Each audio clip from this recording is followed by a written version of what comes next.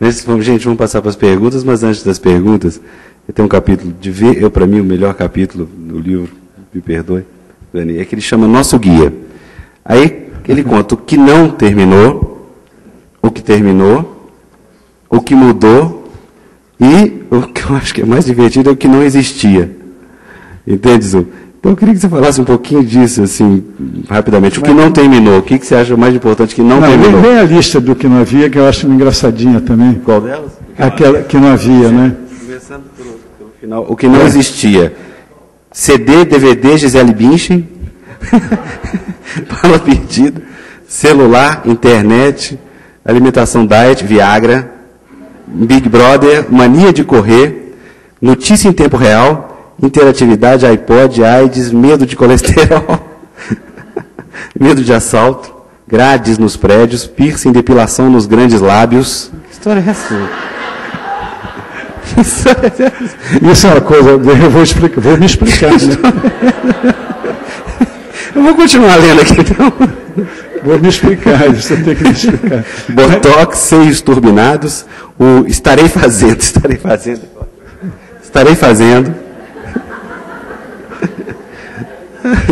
Anorexia, globalização, DNA, pensamento único, irmão.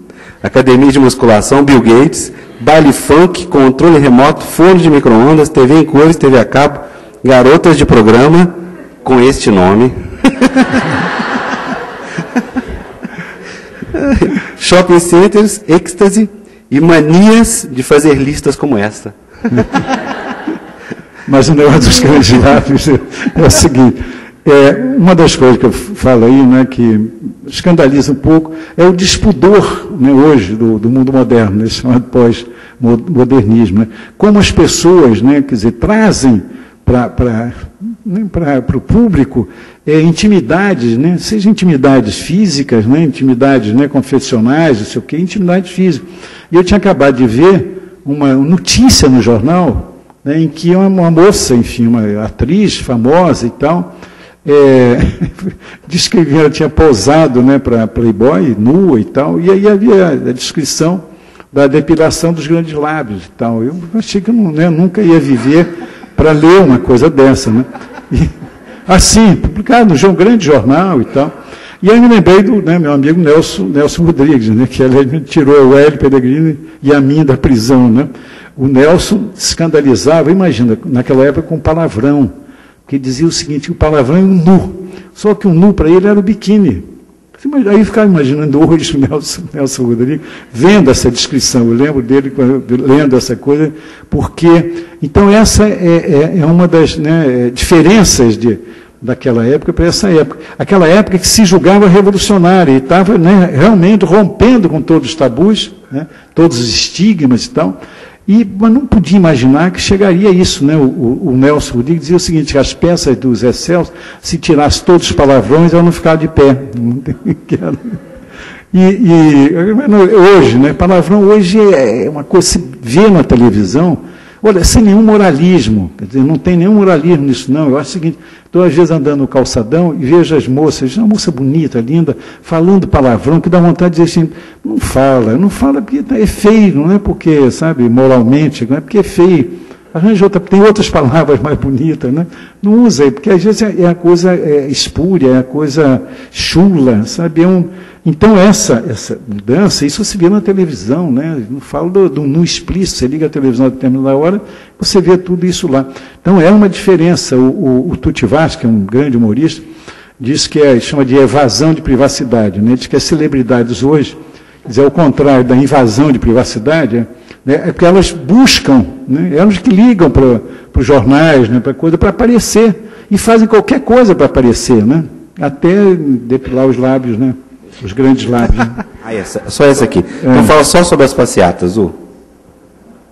Não, passeata, realmente, hoje quem faz passeata, grandes passeatas, são os gays, né?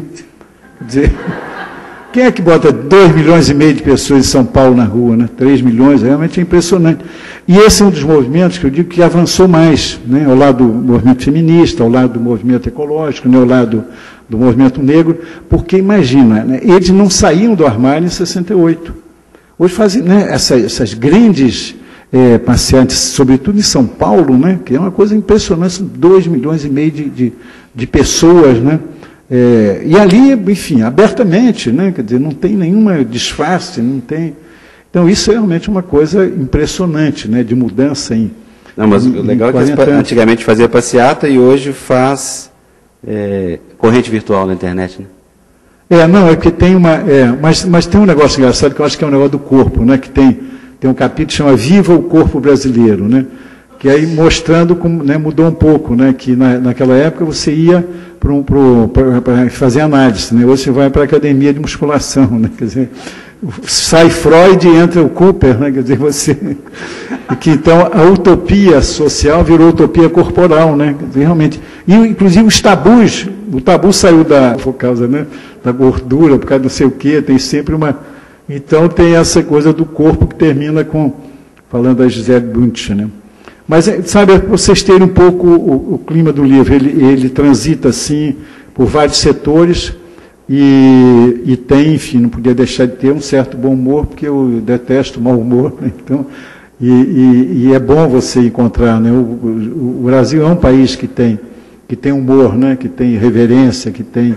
Um dos problemas, por exemplo, que eu acho aqui do politicamente correto, né? É realmente a coisa da irreverência. Ele não considera irreverência, ele considera que há muitas expressões que são aliviadas no Brasil pelo afeto, né, pela afetividade. Então você às vezes fala determinadas coisas que não tem conotação, né, dependendo da entonação, não tem conotação racista, não tem conotação da linha ofensiva e tal. Então ele não pode ser igual nos Estados Unidos, né, com uma sociedade toda séria, né, toda rigorosa, né, cheia. O brasileiro, eu acho que uma das coisas boas, realmente tem alegria e tem humor, né? Isso aí é preciso considerar, né, sempre. Obrigado, Zô.